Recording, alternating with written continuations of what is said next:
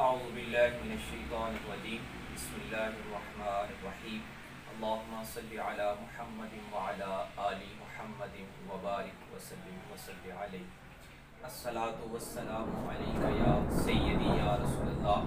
وعلی آلک و اصحابک یا سیدی یا حبیب اللہ۔ ناظرین محترم، رمضان المبارک کے بابرکت اور سعادت سے بھرپور مہینے کی آمد ہے۔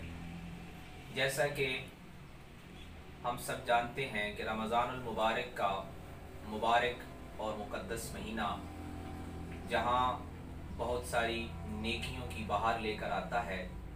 جہاں ایک طرف رب کی رحمتیں، رب کی بخششیں، اس کی عنایتیں لے کر آتا ہے، اس کے اندر جو مضمر راز ہے، جو پوشیدہ راز ہے، وہ یہ ہے کہ رمضان قرآن کی برکتیں اور قرآن کے نزول کا جو ہے اپنے ساتھ پیغام لے کر آتا ہے۔ قرآن مجید نے خود یہ بتایا ہے کہ رمضان المبارک کی جو سعادتیں ہیں، اس کی جو برکتیں ہیں یا اس کی جو فضیلت کے اسباب ہیں، وہ قرآن مجید کے سبب سے ہیں۔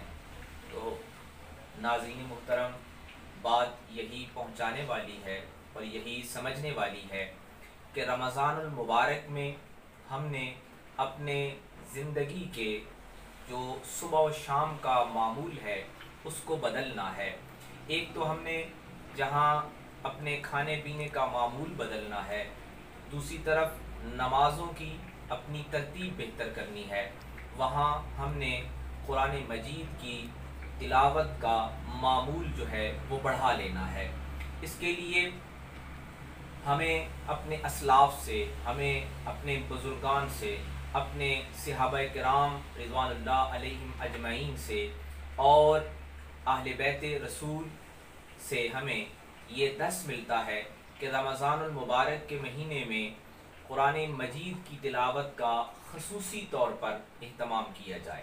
تو ناظرین محترم، آج کی جو ہماری زندگی ہے اس میں بہت ساری ہماری لوازمات اور ہمارے جو معمولات ہیں وہ بے ترتیب ہیں، بے ہنگم ہیں۔ ان کو ترتیب میں لانا ہے، ان کو معمول پہ لانا ہے، ان کو ایک ڈسپلن سے ہم نے کرنا ہے۔ اور اس کے لیے میں یہ کہنا چاہتا ہوں کہ ہمیں روزانہ رمضان المبارک کے جو 29-30 دن ہیں ان میں ہم نے قرآن مجید کی زیادہ سے زیادہ تلاوت کرنی ہے۔ قرآن مجید جس کو ہم نے غلافوں میں بند کر کے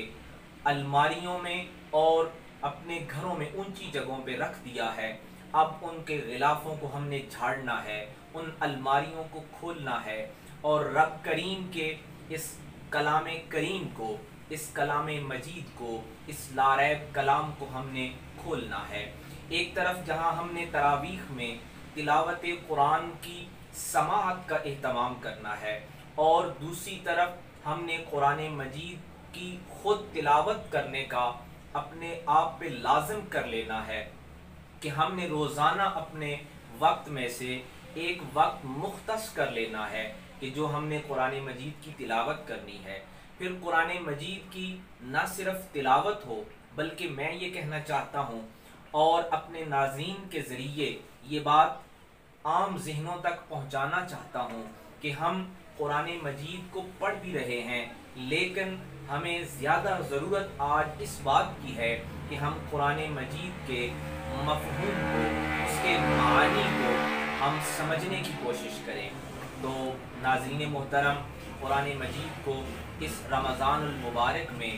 ہم نے ایک آیت آیت کر کے اس کے ترجمے کو ہم نے پڑھنا ہے اور اس ایک ایک آیت کے ترجمے کو سمجھنا ہے، اور یہی بات ہم نے اپنے اہل و عیال تک، اپنے دوست احباب تک پہنچانی ہے، اور اس کو ہم نے اپنے زندگی کے جتنے بھی معمولات ہیں، جمیع جو ہمارے امور ہیں، ان سب پہ ہم نے اولیت دینی ہے، ترجیح دینی ہے کہ ہم نے آج کے دن میں ہر روز ہم نے اپنا محاسبہ کرنا ہے کہ ہم نے قرآن مجید کی کتنی آیات کو پڑھا ہے، ان کے ترجمے کو پڑھا ہے اور ان کو سمجھنے کی کوشش کی ہے۔ تو اگر ہم اس ایک ماہ میں پوری کوشش سے قرآن مجید کی چند آیات کو بھی ترجمے کے ساتھ پڑھ لیتے ہیں، سمجھ لیتے ہیں، تو یقیناً یہ آئندہ ہمیں ہماری زندگی کے معاملات کو بہتر بنانے کے لیے بہت زیادہ مفید ہوں گے۔